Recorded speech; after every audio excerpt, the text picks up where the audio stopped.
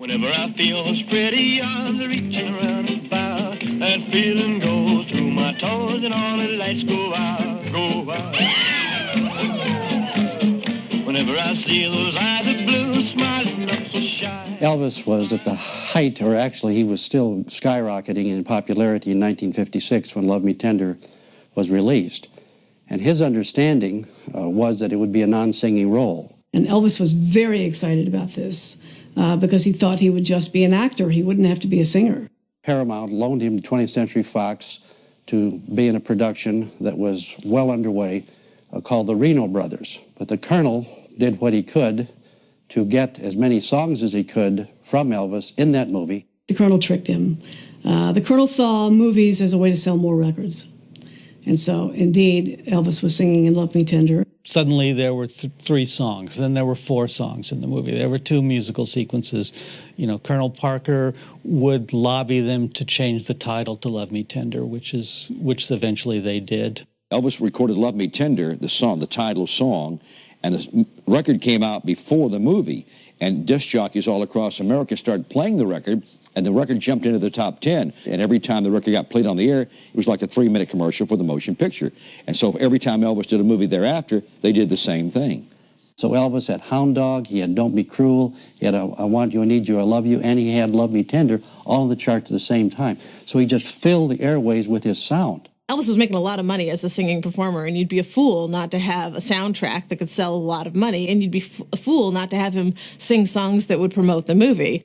Ken Darby was the man behind that, the musical director. He wrote all the songs in the movie, even though they're credited to Elvis Presley and Vera Mattson. Vera Mattson was his wife. So you got two career highs right there, and the guy hasn't even started. And then he gets to work with Elvis Presley in the 50s. And he was nominated, I believe, 6 times for Oscars, and won 3 times, I believe. So this was the slow departure of a different period of Elvis, a new venue, a wider audience. So I think the commercial viability they knew from the beginning. They knew they had a gold mine, and he was a gold mine already, but this secured the deal and opened the seas wider for him to be more accessible. The song Love Me Tender is based on an old Civil War ballad called Ora-Lee, so it's probably the most authentic piece of music in the movie, which is to say not very authentic, but it has its roots in that era. Love Me Tender, I believe, is when they were on the porch.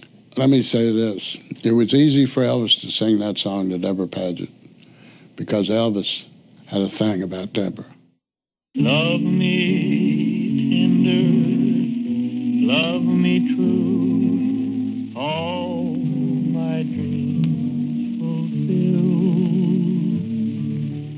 For my darling, I love you, and I always will. Other than Love Me Tender, the other 3 songs were B-sides, really. They were country songs that fit the scene in the movie, which was okay, but I think he could have written better songs. It wasn't Elvis's style of music. The first song is called We're Gonna Move in the movie, but it's actually an older spiritual song called There's a Leak in This Old Building. That's an older song, but it certainly doesn't date back to the Civil War. It's a song that dates back a couple decades and was a spiritual song. It's the kind of song that Elvis would have heard growing up and probably would have sung a lot.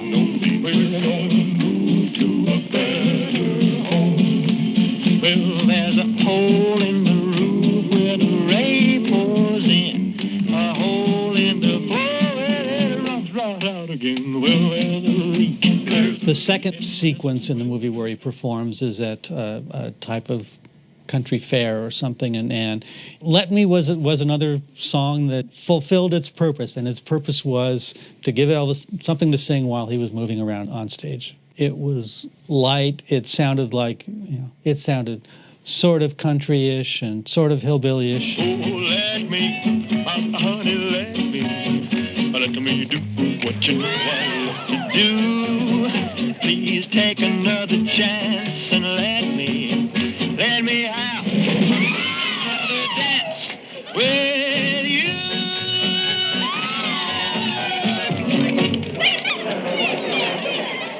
Poor Boy was, it was an up-tempo song. It was a nice, jumpy song for Elvis to perform, and there's a certain irony in watching Elvis pretend to be a poor boy at a time when he was starting to make serious money. They call me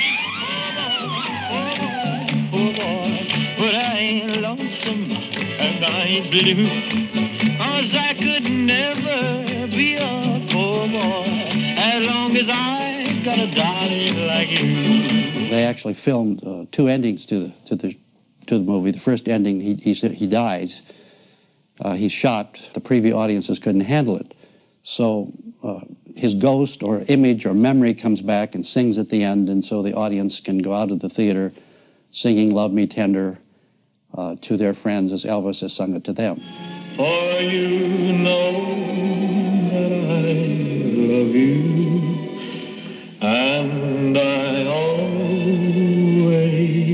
love you. It is a great image to see Elvis as the ghost from the dead at the end. And another funny thing is because at the beginning of the movie, his hair was a kind of a sandy color.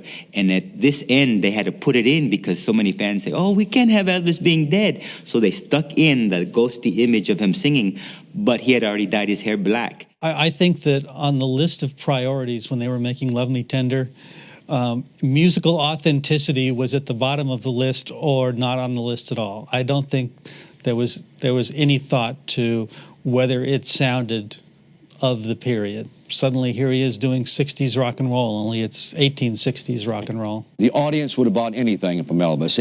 I saw Elvis perform once in Los Angeles. The police department was there. They're going to film him because they said he was suggestive. And Elvis came out and he just wiggled his little finger and the audience went crazy. They were starved to see Elvis. You know, Elvis had been on a few television shows prior to that. There was no video. There was no replays. If you wanted to see Elvis, you either caught him in one of his few television shows, caught him at a concert somewhere, or you went to this movie. I think Elvis's popularity increased tremendously from Love Me Tender. And here Elvis goes from rock and roll singer to television. Boom, he's in Hollywood making a motion picture. Not many other singers were doing that at the time, but Elvis was the first one. And when you get on that big silver screen and you're bigger than life, and people are coming to that theater plunking down those dollar bills to see you, you're big time. And I think that shot him over the top.